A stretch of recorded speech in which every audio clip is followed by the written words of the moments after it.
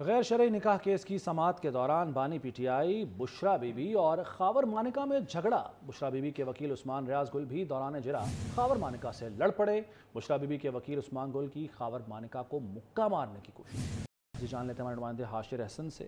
حاشر حسن، کیا معاملہ ہوا یہ؟ جی بالکل، آج اڈیالہ جیل میں بانی پی ٹی آئی اور بشرا بی بی کے غیر شرعی نکاح کے کیس کی سماعت پر اس موقع پر جو ہے وہ مقدمے کے جو درخواست گزار ہیں خاور مانیکا ان کے اور اس کے ساتھ ساتھ بانی پی ٹی آئی کے درمیان جو ہے وہ تلخ جملوں کا جو ہے وہ تبادلہ ہوا، اور اسی دوران جو ہے وہ بشرا بی بی کی وکیل جو ہے عثمان ریاض گل ان کا دوران اجرا جو ہے وہ بھی جو ہے وہ خاور مانیکا سے لڑ پڑے، اور اس موقع پر ان کی جانب سے خاور مانیکا کو کہا گیا کہ میں تمہیں جو ہے وہ اٹھا کر یہاں سے باہر پھینک دوں گا، جس کے بعد پر معاملہ جو ہے وہ ہاتھا پائی تک بھی آیا، لیکن بعد جو ہے وہ چھڑوا دیا گیا۔ اس موقع پر دھمکی دی گئی عثمان گل کی جانب سے خاور مانیکا کو، اور اس کے ساتھ ساتھ مارنے کی بھی کوشش کی گئی، لیکن وہاں پر موجود جو وکلا اور دیگر لوگ تھے ان کی جانب سے جو ہے وہ معاملے میں بیچ بچاؤ جو ہے وہ یہاں پر کروایا گیا۔ اس موقع پر بانی پی ٹی آئی کی جانب سے جو ہے جج جو کہ اس کیس کی سماعت کر رہے تھے سول جج قدرت اللہ، ان سے یہ کہا گیا کہ میں اور بشرا بی بی جو ہے وہ قرآن پاک پر جو ہے وہ حلف لینے کے لیے تیار ہیں، لہٰذا جو خاور مانیکا ہے اس سے بھی قرآن پاک پر جو ہے وہ حلف لیا جائے۔ اس موقع پر جو ہے وہ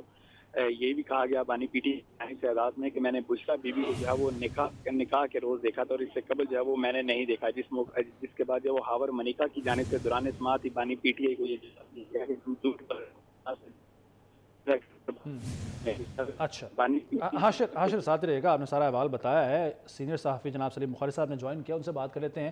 سلیم بخاری صاحب، بہت شکریہ آپ کے وقت کا۔ سر، جیسے کہ ہمارے نمائندے بتا رہے تھے جو آج کمرہ عدالت میں ہوا، جس طرح سے مار پیٹ کی کوشش کی گئی، دھمکیاں دی گئیں، سر یہ فرسٹریشن ہے جو اب نظر آ رہی ہے؟ کیونکہ 2 کیسز میں تو سزا ہو چکی ہے اور پکچر ابھی باقی ہے۔ دیکھیے، گزارش یہ ہے کہ مجھے اس بات پہ صدمہ بھی ہے، میں ایک طرح سے سختے میں ہوں کہ یہ وہ لوگ تھے جن کے ہاتھ میں ملک کی تقدیر دے دی گئی تھی، جو اخلاقی طور پر اتنے گرے ہوئے اور اتنے گھٹیا لوگ تھے، یہ ملک چلائیں گے۔ آپ اندازہ کیجئے گا کہ ایک سابقہ شوہر جس طرح کی الزام لگا رہا ہے کہ مہاتما خان صاحب اور بشرا بی بی کیا چاند چڑھاتے رہے ہیں، کیا اس کے بعد بھی کسی ثبوت کی ضرورت رہتی ہے؟ کیا قرآن پاک پر حلف لینے کا مطالبہ کر کے پھر آپ بھاگ سکتے ہیں اپنی پوزیشن سے؟ وہ تو تیار ہیں حلف دینے کے لیے، لیکن پھر وہ کہتے ہیں کہ آگے جب بھی ہوگی۔ مجھے تو بہت تکلیف دہ حیرت ہے کہ یہ ہیں وہ لوگ جو ملک کی تقدیر کے والی وارث بنا دیے گئے تھے، جو اس ملک میں ریاست مدینہ کی بات کرتے تھے، دوستوں کے گھروں میں جا کے ان کی بیویاں لے اڑنے کی روایت کہاں سے ڈرائیو کی گئی ہے؟ مجھے تو یہ سمجھ میں نہیں آتا۔ کیس کا فیصلہ جو بھی ہو وہ تو ایک الگ بات ہے، لیکن اگر آپ اس کو مورلی دیکھیں کہ کسی کے گھر میں گھس کے آپ اس کی بیوی لے اڑیں، اس کی کون سی اخلاقی اجازت ہے؟ اس کی کون سے معاشرے میں اجازت ہے؟ تو یہ ایک عجیب و غریب قسم کا کیس ہم دیکھ رہے ہیں ہماری آنکھوں کے سامنے، جو کچھ ہو رہا ہے اور ابھی جو کچھ ہونا باقی ہے۔ دیکھیے، مورل گراؤنڈ پر اگر آپ اس کو دیکھیں، اگر آپ اس کو اسلامی روایات کے اعتبار سے دیکھیں، اگر آپ اس کو ریاست مدینہ کا والی ہونے کے جو عہد و پیمان تھے، جس طرح وہ فرماتے تھے معاذ اللہ کہ اللہ تعالیٰ ان کی تربیت فرما رہا ہے، یہ تربیت تھی ان کی؟ Is that what he was trying to tell the nation کہ میں یہ ہوں، یہ میری ذات ہے؟ عدالت میں جو چاند چڑھ رہے ہیں، آنے والی نسلیں اس کو ایک بدترین مثال کے طور پہ پیش کریں گی۔ دوستوں کے گھروں میں گھسنا، ان کی بیویوں کو لے اڑنا، آپ مجھے بتائیے اس سے بڑی بے شرمی کی، بے حیائی کی بات کیا ہو سکتی ہے؟ اور یہ ہم یہاں بیٹھ کے نہیں کہہ رہے ہیں، عدالتوں میں سنا جا رہا ہے سب کچھ۔ آپ بتائیے، آج کا نوجوان جو ہے، جو ان کے فالوور کہتے ہیں، انہیں تو یہ سن کے ڈوب مرنا چاہیے۔ یہ کوئی فخر کی بات ہے؟ یہ آپ سمجھتے ہیں کہ بہت اعلیٰ مثال قائم کی ہے انہوں نے؟ تو ایسی لیڈرشپ پہ جی صحیح۔ اچھا، نوید چودھری صاحب نے بھی جوائن کیا، سینئر صحافی ہیں۔ نوید چودھری صاحب، جیسا کہ آپ گفتگو سن رہے ہوں گے سلیم بخاری صاحب کی، وہ کہہ رہے ہیں کہ اخلاقیات کے کچھ تقاضے ہونے چاہیے، لیکن جو ماضی رہا ہے بانی پی ٹی آئی کا، چاہے وہ حکومت کے دوران 4 سال کی حکومت کے دوران ہو یا اس سے پہلے ہو، آپ کو کوئی امید تھی کہ انہیں کوئی پاس ہوگا اخلاقیات کا؟ اور جس طریقے سے آج جو یہ واقعہ پیش آیا ہے، لڑائی جھگڑے کی کوشش کی گئی ہے اور جس طریقے سے ہاتھا پائی اور مکہ مارنے کی کوشش کی ہے وکیل نے بھی، تو یہ فرسٹریشن ہے آپ کے خیال میں؟ جی، 100% فرسٹریشن ہے، کیونکہ انہیں نظر آ رہا ہے کہ اس کیس میں بھی عدالت کی جانب سے جو فیصلہ آئے گا وہ ان کے حق میں نہیں ہوگا۔ بڑا سادہ سا کیس ہے، اس میں کوئی لمبی چوڑی تحقیقات کی ضرورت نہیں ہے۔ مفتی سعید صاحب نے نکاح پڑھایا اور نکاح وہ باطل تھا، بعد میں کاغذ درست کرنے کے لیے پھر انہوں نے نکاح پڑھوایا۔ गवाह के तौर पर मौजूद हैं। ओन चौधरी इस पूरे मामले में शरीक थे, वो गवाह के तौर पर मौजूद हैं। जो कुछ मानिका साहब के घर में होता रहा उसके अन्य शायद उनके मुलाजिम लतीफ जो हैं वो इस केस में के अंदर मौजूद हैं। और जब ये निकाह हुआ तो एक बड़े अखबार के अंदर ये खबर ब्रेक कर दी गई, उसकी इन्होंने तरदीद की, बल्कि बाकायदा गालम गलोच किया उस तहकीकाती साफी को कि तुमने ये गलत चीज शाया की।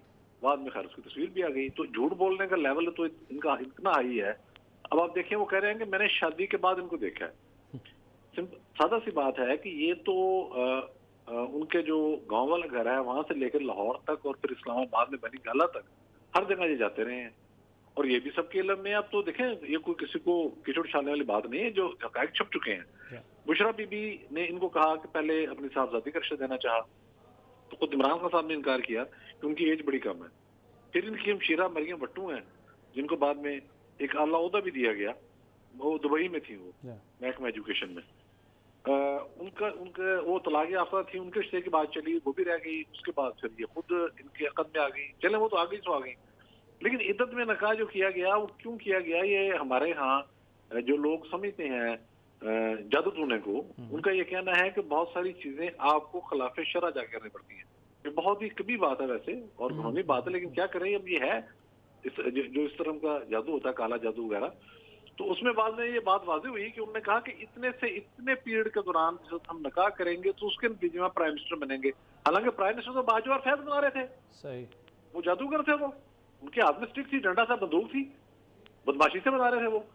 लेकिन इनका इतने ज्यादा कहना चाहिए, इनका सितम ज़रीफ़ी मुलाजा फरमाए कि किस हद तक ये सो कॉल्ड रूहानियात, जिसे ये कहते हैं रूहानियात को, कि उसके किस हद तक कायल हैं और कितने ज़ीफ़ुल एतक़ाद हैं। ये वो समझ रहे हैं कि वो बुशरा साहब बना रही हैं और जनाब को जादू टूना कर रही हैं। वो था उसी का सिलसिला। अब आज जो कुछ ये अदालत में हो रहा है, जजों को बहुत स्ट्रिक्ट एक्शन लेना चाहिए। देखें, ये कि वकील है, इसके बारे में कल भी आया था कि इसने वो जज साहब जो कल थे बशीर साहब, उनको अब्यूज किया है अदालत के बाहर ना। मैं एक दो साथी का सुन रहा था, कॉलम पढ़ के पढ़ा आज मैंने सुबह उनका, उन्होंने बताया उसमें आज ये मामूका ये वकीलों को क्या खुली छूट मिली हुई है। ये तो मतलब आप ये तो यानी कि अदब अदाब से अगर ये केस नहीं लड़ सकते तो ये इनके क्या तरीकेकार है कि अगर आप पीटीआई के वकील हैं तो आप बानी चेयरमैन की तरह से हर एक को गाली देते फिरें और मुक्का तान ले अदालतों के अंदर। मेरा तो ख्याल था कि जज साहब को चाहिए था, कुदरतुल्लाह साहब को, सर वकील को तो बिल्कुल ठीक है नवीद सर साहब, जब दलाइल ना हो, जब दलाइल मौजूद ना हो तो फिर ज़ाहिर इस तरह की कोशिशें की जाती हैं मुतनाज़ा बनाने की, केस को ना सिर्फ बल्कि तमाम मामले को भी। बहरहाल बहुत शुक्रिया नवीद साहब आपका भी, और सलीम मुखर साहब आपका बहुत शुक्रिया। हमारे नुमाइंदे हाशिर साथ मौजूद थे, बहुत शुक्रिया।